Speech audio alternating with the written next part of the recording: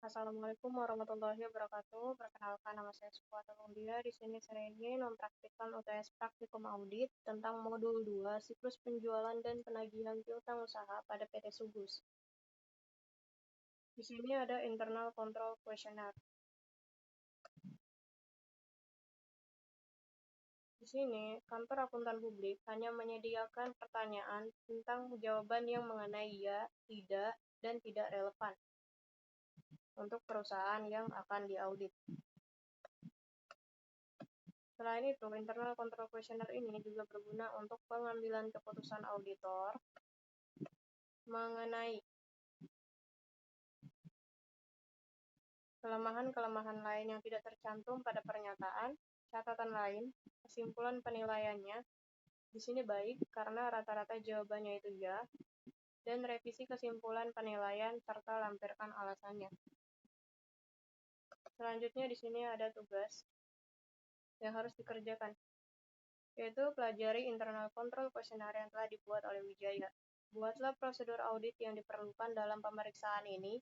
Buatlah kertas kerja pemeriksaan untuk pengujian ketaatan dan kewajaran saldo.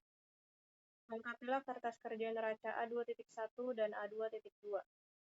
Dan kertas kerja laba rugi A3.1 dan A3.2 yang terdapat pada modul 1 buku 2 untuk akun-akun yang terkait ini dengan pemeriksaan modul.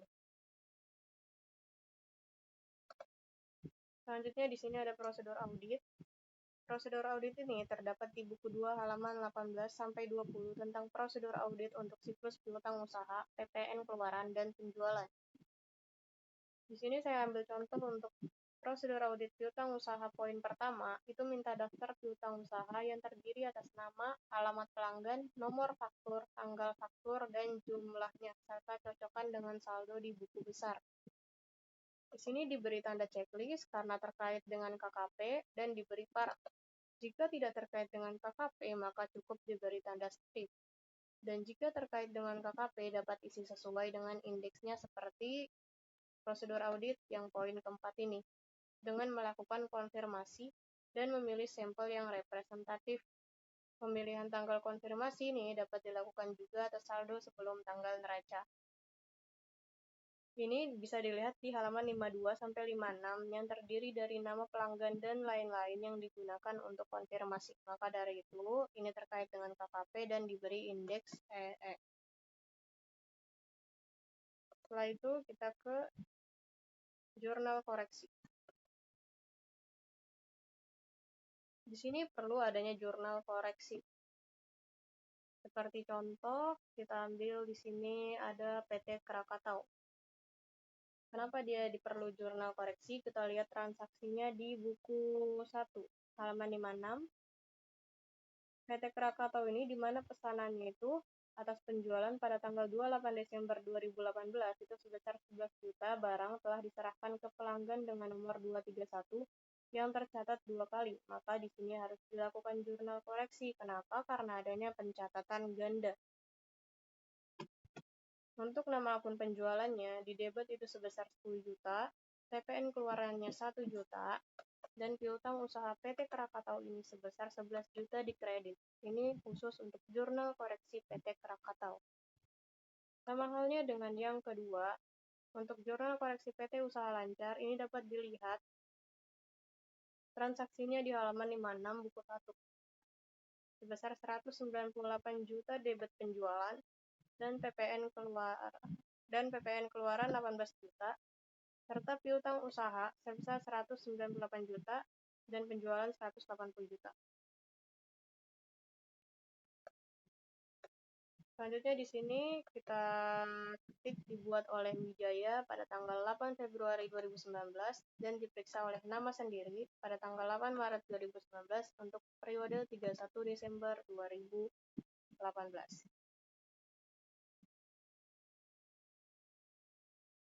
Selanjutnya kita lihat prosedur audit. Di sini ada buatlah daftar koreksi dan kesimpulan hasil pemeriksaan serta saran-saran untuk pihak manajemen. Daftar koreksi. kita ke schedule E, karena dia indeksnya E. Nah, di sini ada piutang usaha. Piutang usaha per klien 31 Desember 2018 untuk keterangan piutang usaha itu sebesar 11.990 juta, dan pare di debitnya itu 213 juta, dan di kreditnya itu 75.900.000. Dan untuk yang pra-auditnya itu sebesar 12.128 juta. Ini didapat dari per klien 31 Desember yang 11 miliar ini ditambah sama debit 213 juta. Setelah itu kita kurang dengan kredit 75 juta, maka hasilnya per audit. Dan ini untuk DR 213 juta ini didapat dari jurnal koreksi. Total piutang usaha yang ada di debit itu kita totalin, lalu kita pindahin ke schedule E sebesar 213 juta. Dan untuk yang kreditnya juga sama, namun kita lihat di jurnal koreksi, untuk khusus kolom kredit kita totalin piutang usahanya, setelah itu kita pindahkan ke schedule E, khusus di kredit sebesar 75 juta. Selanjutnya untuk piutang afiliasi di sini kosong, untuk DR dan CR-nya juga kosong, per auditnya tinggal di strip, karena dia tidak ada di jurnal koreksi. Dan yang ketiga itu ada piutang lain-lain 85 juta, namun pare di DR dan CR-nya ini kosong. Maka cukup dipindahkan saja 31 Desember yang untuk kolom per klien ini, kita pindahkan ke per audit 31 Desember 2018. Setelah kita pindahkan piutang usaha, piutang afiliasi, dan piutang lain-lain, kita jumlahkan. Yang per klien ini sebesar 12 miliar, dan yang per audit ini sebesar 12 miliar juga, namun 213 juta. Jika sudah melakukan penjumlahan, maka kita beri tanda vouching yang ini. Kenapa? Untuk memberi jejak bahwa perhitungannya itu sudah benar. Tidak lupa juga untuk memberikan nama dibuat oleh siapa, pada tanggal berapa, dan diperiksa oleh siapa, pada tanggal berapa, untuk periode berapa, dan indeksnya apa. Setelah itu kita ke prosedur audit. Untuk melihat indeks E1.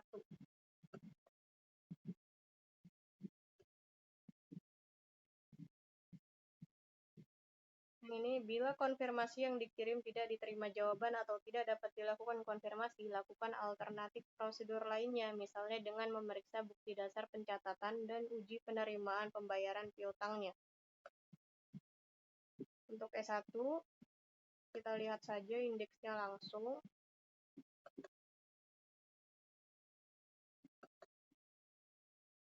Nah, ini. Dari kertas kerja ini ada di halaman 23 buku 2, di mana dalam pengisiannya itu cukup memposting ulang angka dari jurnal koreksi. Maka dari itu, acuan dari pengisian kertas kerja ini terletak pada jurnal koreksi. Jika terdapat kesalahan dalam pengisian kertas kerja ini, maka akan mengalami kesalahan secara keseluruhan. Nah, di sini ada PT Krakatau. Untuk per kliennya 31 Desember 2018 itu sebesar 33 juta. Namun untuk pare DR itu kosong, dan untuk CR 11 juta itu didapat di jurnal koreksi. Kita kembali ke jurnal koreksi. Nah, yang ini 11 juta. Setelah itu kita kembali ke indeks E1 untuk mencari per auditnya. Nah, per audit ini caranya dengan per klien 31 Desember ini dikurang dengan CR. Hasilnya 22 juta. Untuk PT Merdeka ini 103 juta untuk per klien 31 Desember, namun pare di DR dan di CR-nya tidak ada. Jika hal ini terjadi, cukup dipindahkan saja per klien ini, kita pindahkan langsung ke per audit, tidak perlu dihitung lagi.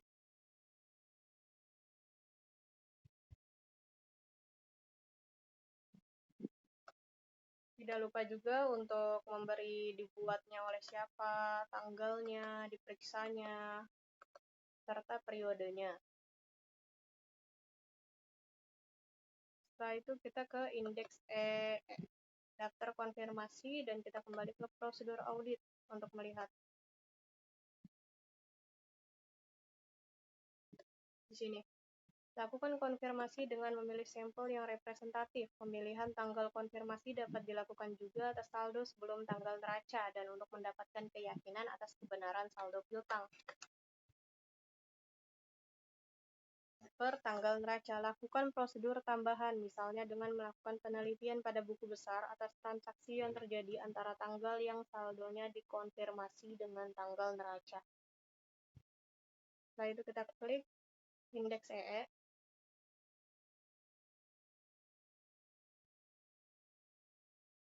Nah, di sini untuk mengisi kertas kerja, terdapat di halaman 25 buku 2, di mana untuk pengisiannya kita dapat melihat hasil konfirmasinya apakah perusahaan mengonfirmasi pada tahap 1 atau pada tahap 2. Setelah itu, dilihat apakah ada perbedaan atau tidak.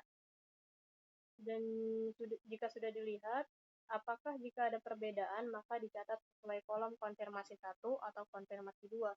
Dan melihat ada atau tidak penerimaan setelah tanggal neraca sampai dengan 28 Februari 2019. Contohnya di sini ada PT Krakatau. Dapat dilihat penjelasannya di buku 1 halaman 56 bahwa PT Krakatau tidak menjawab konfirmasi 1 dan konfirmasi 2 juga tidak dibalas, maka cukup diberi tanda kutip NR.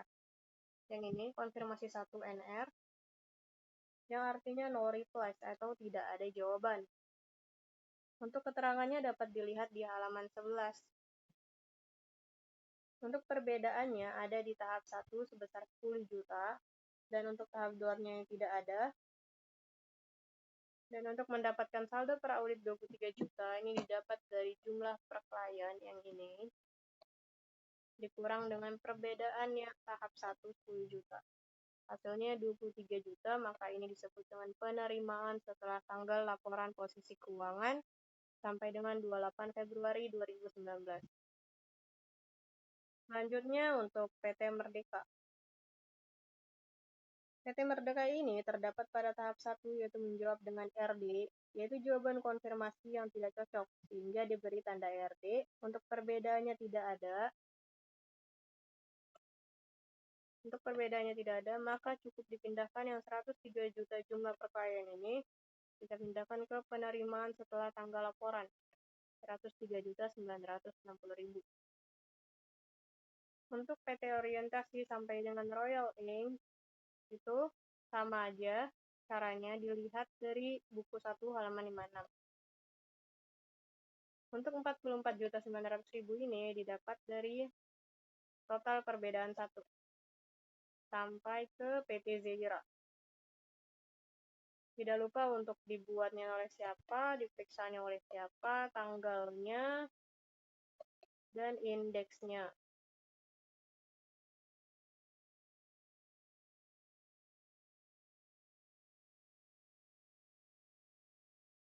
Setelah itu kita ke TE1. Daftar konfirmasi piutang pertama. Coba kita lihat di prosedur audit. Bila konfirmasi yang dikirim tidak diterima jawaban atau tidak dapat dilakukan konfirmasi, lakukan alternatif prosedur lainnya, misalnya dengan memeriksa bukti dasar pencatatan dan uji penerimaan pembayaran piutangnya. Kita klik indeks CE1, pengiriman pertama itu terjadi 14 Januari 2019. Setelah itu saldo menurut konfirmasinya itu 2. Dan tabel ini bisa dilihat di halaman 26 buku 2. Sedangkan untuk konfirmasi 2, yang ini, bisa dilihat di halaman 37-nya. Setelah itu, di mana ini berhubungan dengan kertas kerja halaman 25, di mana pengiriman pertama itu dilakukan pada tanggal 14 Januari. Di sini ada saldo menurut konfirmasi, yaitu 2, yang artinya terdapat 2 perusahaan yang menjawab konfirmasi tersebut. Makanya ada saldo menurut konfirmasi.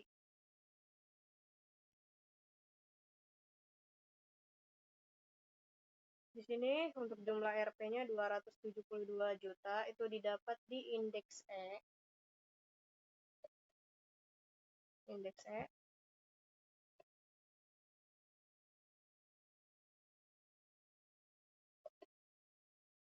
Di indeks E1, C21. Nah, ini Core Box Ink ditambah dengan Royal Ink. Itu hasilnya 272 juta. Untuk persentase tahun berjalan ini didapat dari jumlah RP ini dibagi dengan piutang usaha 2018 yang ini. Maka didapat 2,27%. Dan untuk persentase tahun lalu itu didapat dari jumlah RP dibagi dengan piutang usaha tahun lalu. Yang ini dibagi dengan piutang usaha tahun lalu. Hasil konfirmasinya itu kita lihat di indeks CE. Nah, yang ini. Ini ditambah dengan ini, ditambah dengan ini. Seterusnya seperti itu. Untuk 44.900.000-nya ini didapat dari indeks CE yang ini. Totalnya. Setelah itu kita kembali ke EE1. 11 juta ini di indeks EE juga. Kita totalin dari D6. Yang ini. Sampai ke bawah. Setelah itu ini kita totalin semua nih dari 272 sampai ke 11. Dapat hasilnya 12.973.000. Dan untuk 11.990.000 total piutang usaha itu didapat dari indeks EC6.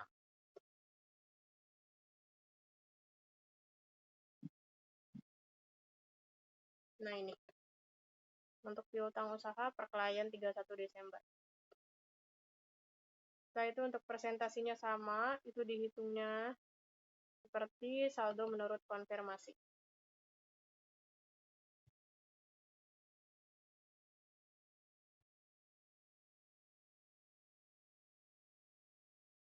Selanjutnya untuk sama halnya dengan konfirmasi tahap 2, yaitu menentukan berapa saldo menurut konfirmasi, selisih yang dilaporkan, hasil konfirmasi, selisih dengan pembukuan klien yang dengan kertas kerja ini dapat diketahui persentase tahun berjalan dan persentase tahun lalunya. Selanjutnya kita ke indeks PL1, penjualan. Kita kembali ke prosedur audit. Ini, uji pisah batas penjualan sales cut-off dengan memeriksa faktur penjualan di beberapa hari sesudah dan sebelum tanggal neraca atau laporan posisi keuangan.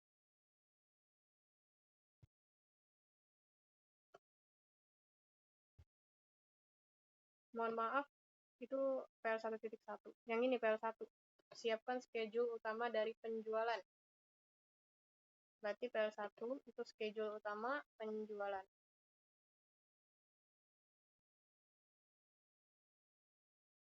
Di PL1 ini, yaitu penjualan untuk mengisi kertas kerja, dapat dilihat dari jurnal koreksi yang sudah dilakukan pada buku 2 halaman 22, yaitu dengan meletakkan pare di bagian debit sebesar 30 juta, yang ini, yang didapat dari jurnal koreksi PT Krakatau dan dikredit dengan total 180 juta, didapat dari jurnal koreksi PT Usaha Lancar. Di bagian kertas kerja ini hanya memindahkan dari jurnal koreksi yang ada hubungannya dengan penjualan.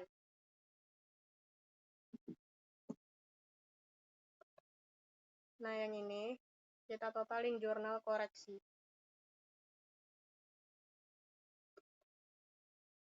Yang 10 juta penjualan pada PT Krakatau dan penjualan pada PT Sejahtera 20 juta jadi 30 juta. Setelah itu yang 180 jutanya juga sama. Kita lihat di jurnal koreksi. yang penjualan di kredit saja. Lalu kita pindahkan ke PL1 untuk schedule utama penjualan. Untuk retur penjualan juga sama, kita masukkan 125 juta. Dan ini per audit 31 Desember 2018 untuk penjualan itu didapat dari 42 miliar ini dikurang sama 30 juta ditambah sama 180 juta di kredit. Hasilnya 42 miliar 862 juta 87 ribu. Karena retur penjualan di DR dan di CR nggak ada, itu disebabkan karena nggak adanya juga di jurnal koreksi, maka kita pindahin aja ke per auditnya langsung. Per klien kita tarik aja ke per audit. Sebesar 125 juta 253 ribu. Jika sudah, kita totalin aja. Dan jangan lupa untuk diberi tanda vouching untuk membuktikan apakah hitungan kita itu sudah benar. Setelah itu kita ke PL1.1.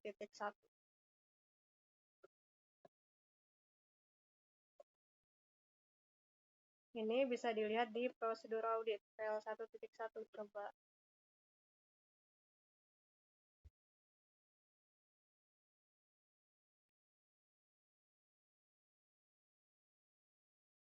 Nah ini, uji pisah batas penjualan atau sales cut-off dengan memeriksa faktur penjualan beberapa hari sesudah dan sebelum tanggal neraca atau laporan posisi keuangan.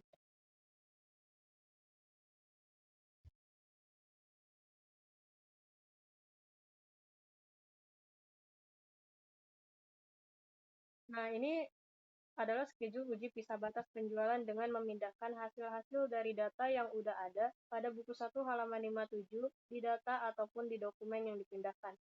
Kemudian dibuat catatan dan kesimpulannya. Ada surat jalan, faktur penjualan, nama pelanggan dari PT Zera sampai PT Rimba, serta jumlah RP-nya, tanggal pencatatannya. Ini ada di buku halaman 57. Selanjutnya kita ke TOC 1. Pengujian pengendalian. Untuk TOC ini adalah prosedur audit untuk menguji efektivitas operasional dari pengendalian dalam mendukung pengurangan resiko pengendalian yang dinilai. Untuk yang terakhir ini, kita tinggal memindahkan dari dokumen yang sudah ada apabila ada bukti foto, otorisasi, buku besar, dan kartu piutang itu di checklist. Apabila sudah dilakukan dengan benar, maka semuanya tinggal di checklist seperti ini. Untuk bukti pendukung itu sudah ada dokumennya di halaman 62. Otoritas juga berarti dokumennya valid atau tidak. Terdapat faktur dan surat jalan digunakan sampel. Dilihat dokumennya apakah ada otorisasinya seperti membuat, menyerahkan, dan menerima.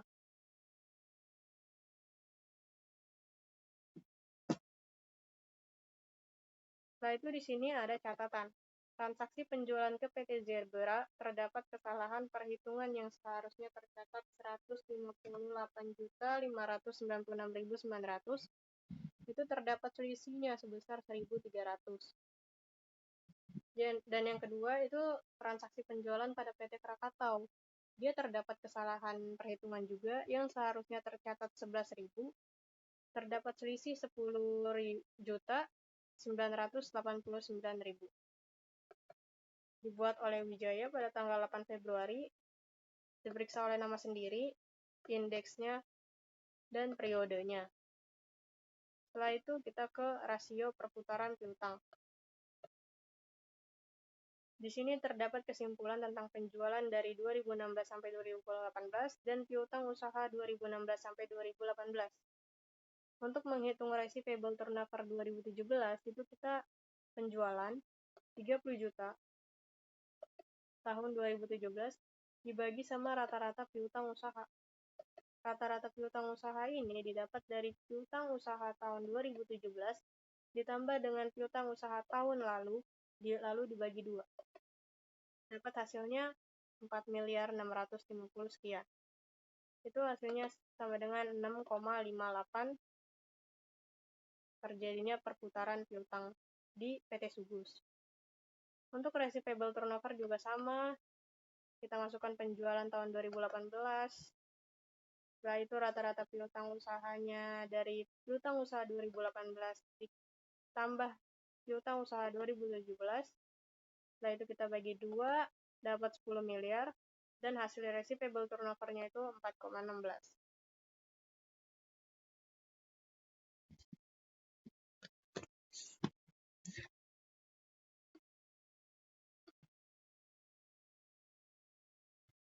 Nah, itu di sini ada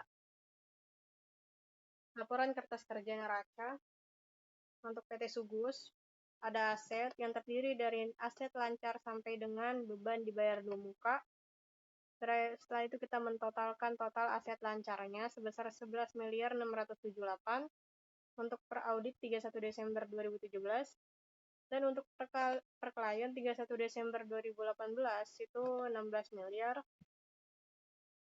Nah, di sini untuk DR-nya itu piutang usaha sebesar 213 juta dan 75.900.000. Untuk per auditnya itu didapat dari 8 miliar ini ditambah dengan 213 juta dikurang dengan 75 juta didapat hasilnya 12.128 juta. Setelah itu seterusnya juga begitu, dan jangan lupa untuk memberi tanda vouching ini untuk membuktikan kalau kita perhitungannya itu sudah benar. Selanjutnya kita ke indeks A2.2. Nah, ini masih sambung dengan neraca tadi, namun untuk kolom kewajiban dan ekuitas. Kewajiban ada jangka pendek, jangka panjang, ekuitas, modal, dan lain-lain. Untuk per auditnya juga sama dihitung. Di sini rata-rata tidak ada DR dan CR-nya, maka secara otomatis per klien 31 Desember 2018 kita tarik saja ke per audit langsung. Setelah itu kita ke indeks A3.1 tentang laba rugi, penjualan neto. Nah, di sini ada per audit, per kliennya juga. Di sini ada DR 30 juta yang didapat dari jurnal koreksi dan CR 180 juta. Untuk mendapat per audit 42 juta ini, itu didapat dari per klien 31 Desember 2018 dikurang dengan DR pare dan ditambah dengan CR pare. Dan yang terakhir kita ke kertas kerja laba rugi lanjutan, yaitu tentang saldo awal tahun, laba tahun berjalan, dan saldo akhir tahun. Dengan pra-audit 2017, per klien 2018, pare, DR, dan CR-nya tidak ada, dan pra-auditnya itu kita masukkan saja dari per klien ini. Caranya sama seperti tadi, kita masukkan satu-satu ke sini. Jika sudah ditotalkan, maka diberi tanda vouching. Seperti ini. Sekian dari tugas, sekian dari UTS Praktikum Audit dari saya. Jika ada yang salah mohon dimaafkan. Wassalamualaikum warahmatullahi wabarakatuh.